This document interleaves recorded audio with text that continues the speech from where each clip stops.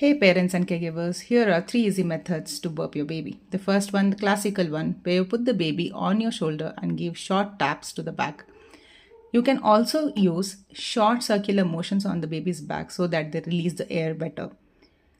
Second, you can take the baby on your lap, support their jaw with your hand, jaw and not the neck, and give gentle taps with your other hand. This can be done for a few minutes each time. Now, the third method is you can put the baby on his tummy onto your lap so that it acts as tummy time, simultaneously helps birth the baby well.